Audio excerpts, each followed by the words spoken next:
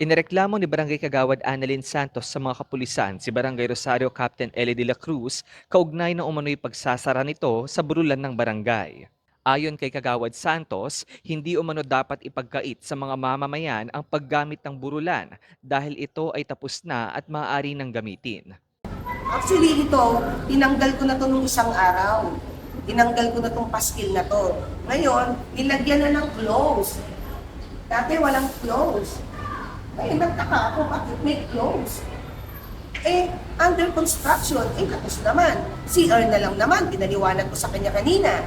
Pinausap ko, professional, si Kapitan, pinare-receive ko nga dapat sa kanya para alamin niya kung ano ba yung scope of work na nangyari dito.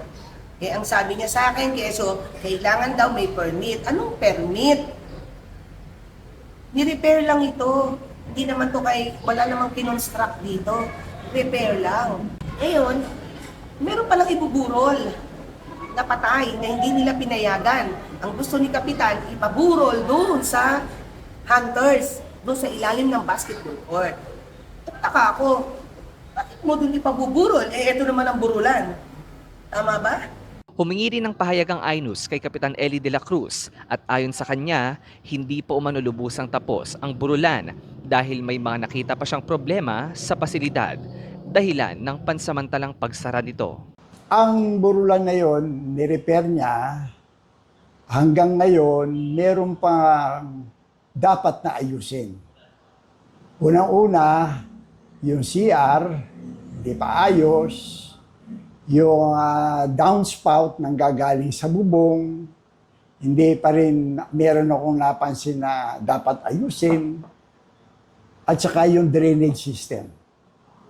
Ibig sabihin, kung iyon ay ginawa at ginagawa pa at hindi pa tapos, ibig sabihin under construction.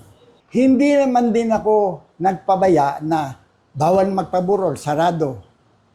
Humanap ako ng isang almost the same, very near sa area, na doon na lang magburol in the meantime na hindi pa nakukompleto yung ni-repair na burulan. Meron doon, malapit lang. Nandun ako personally, nagpunta ako, pinaayos ko, sinabihan ko yung mga tao, ihanda nyo yung CR, ihanda nyo yung lababo, ihanda nyo yung lugar para a good alternative could the produce. So walang masama.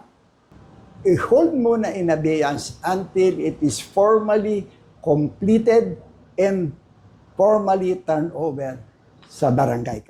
Dagdag pa ni De La Cruz, hiningian niya umano si Santos ng permit mula sa City Engineering Office upang masiguro na walang magiging problema sa mga dokumento ng pasilidad. Subalit wala umanong naipakitang permit sa kanya. Sa ngayon, nai-report na sa barangay ang naturang insidente habang wala pang pinal na resolusyon sa pagitan ng magkabilang panig. Ako si Philbion para sa latest ng Ainus Pasig. Balitang totoo, serbisyong tunay.